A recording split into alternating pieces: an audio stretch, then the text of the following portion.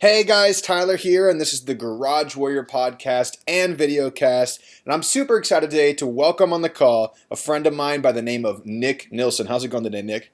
Going really good, man. Thanks. Yeah, man. So Nick and I actually only met a couple months back. I'm sure that I saw him, online for a while. He's actually been online for a very long while, and we got to go do some workouts in Florida and hang out. And we realized, hey, we're on the same page with a lot of things. So I wanted to bring him on the call and talk about stuff.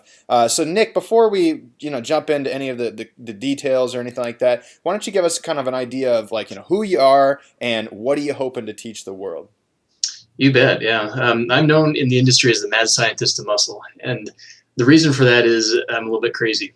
And what I tend to do is basically just dispense with all the normal stuff and create my own stuff. Like I'll create exercises, I create training programs, not just for the sake of being different, but for the sake of being better and doing things just to a whole different level and challenging myself, challenging other people, and basically just not just accepting the status quo. And sometimes it takes me places that are a little bit strange. And sometimes my neighbors think I'm out of my mind because I'm doing some of this stuff outside in the driveway. And it can be pretty entertaining. But bottom line, what I really want to teach people is that you don't have to follow the crowd. You don't have to follow the herd. You can challenge yourself. You can come up with stuff. You can make your training fun. You don't have to, do your 3 sets of 10. You can do all kinds of different things. And, Sure. If I had to, I've been training more than 23 years. If I had to do the same 3 sets of 10 every workout, I'd be just bored out of my mind, and I wouldn't probably have even stuck with it. But because right away I realized that I can do whatever I want with this, there's no limits, that just unleashes the creativity, and you can really push yourself to do some really cool things. That's fantastic. So I'm interested, I'm a huge fan of progression. Like obviously you have to do some sort of progression or regression based on movements or weights or whatever in order to actually elicit an adaptation in your body. I'm interested in, since you have so many different methodologies and you try so many different things, how do you consistently make progress? Because when I saw you in January, I mean, you're huge, man. You got some serious muscle on your frame. So I'm just interested in how you approach progression in your own workouts. That's interesting, actually, too, because even though I'm, the mad scientist of muscle, and thanks for thinking I'm huge, by the way, I appreciate that. But what I find is when I do very focused muscle building training, I actually really tone down the training variety. I actually pare it down to just a few different exercises. Sure. And really focus on increasing the weight and the resistance in those exercises, increasing the workload, and basically really focusing on the basics. Yeah.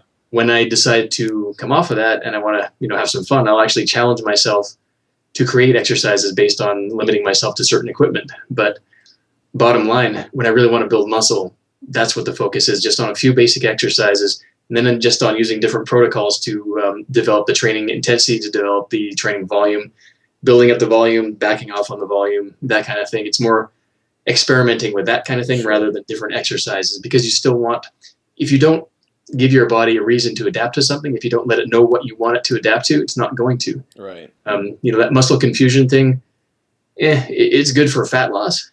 It's good for boosting your metabolism, but it's not good for building muscle or strength.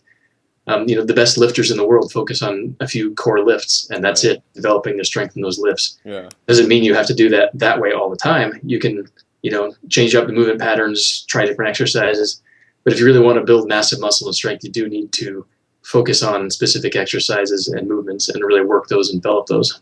Yeah, that's a good point. I'm a huge fan of just some core strength training for pretty much everybody. And one of the things we see kind of in the industry these days, and like you just mentioned, Nick, was like the P90Xs, the muscle confusions. I've got my CT50 program. Like you said, all this stuff is really good for fat loss, but it's not necessarily good for perhaps muscle building or even just plain building strength, which is something that I think pretty much everybody needs to do. So what would you say are like the core movement patterns that you would include in pretty much anybody's training program, in addition to, some sort of high intensity cardio or some cross training stuff?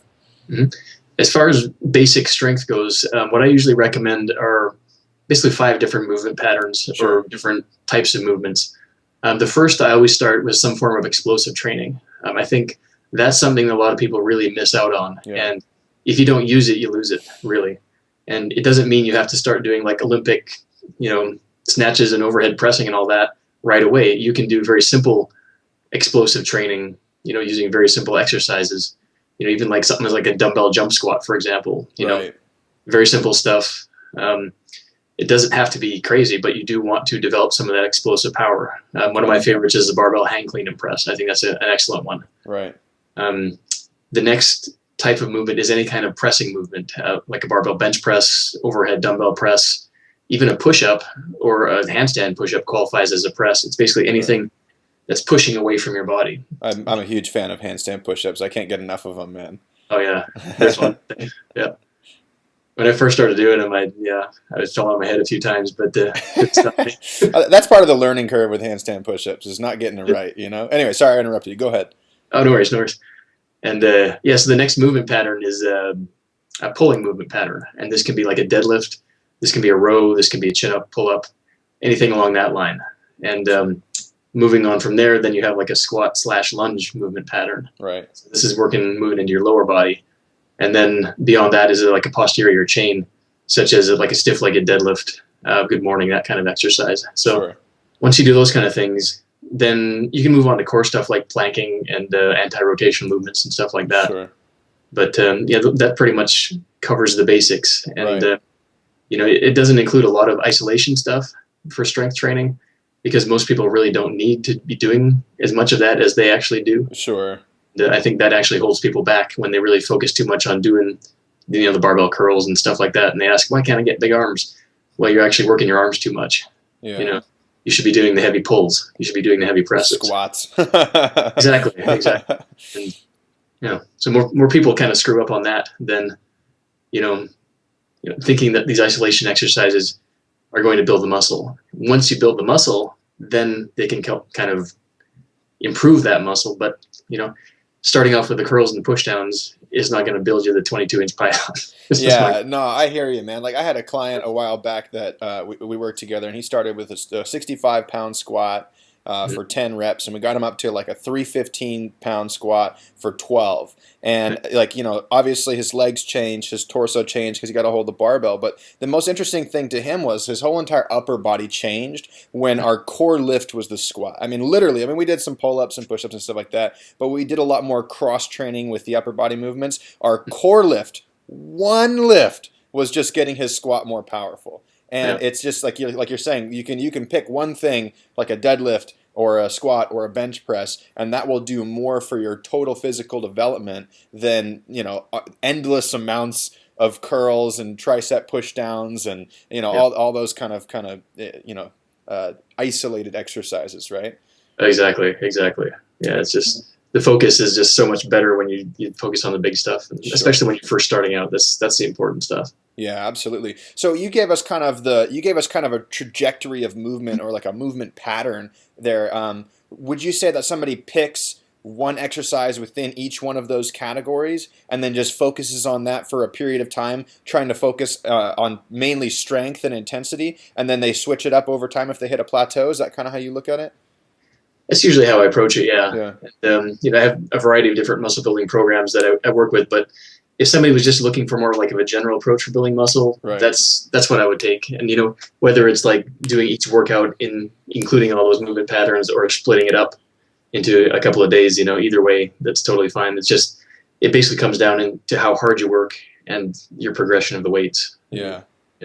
It's so simple, like everybody tries to create some like fancy pants, program or whatnot. But like you said, if you do like an explosive movement, a press, a pull, some sort of lower body movement, and then what am I forgetting? The last one that you said, like a core planking kind of. Oh yeah, some sort of core or posterior chain movement. And you just really focus on those things, get stronger at them, or more sophisticated at the movement patterns. Like you're going to get the results you want. That's just ultimately as long as you keep progressing, which is the real key to this whole game, right?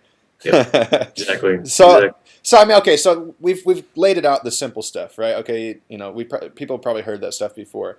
Let's talk about kind of the more creative stuff that you tend to do. Like you said, you're known as being the mad scientist of muscle. You've got like tons of bodyweight exercises that people probably have never heard of. You've got tons of different types of movements, and you said when you're trying to get creative, you also like to pigeonhole yourself into a tool and figure out how many different ways you can do that. Maybe you can just talk about how you keep your training fun, exciting, creative when you're maybe not on a very specific kick.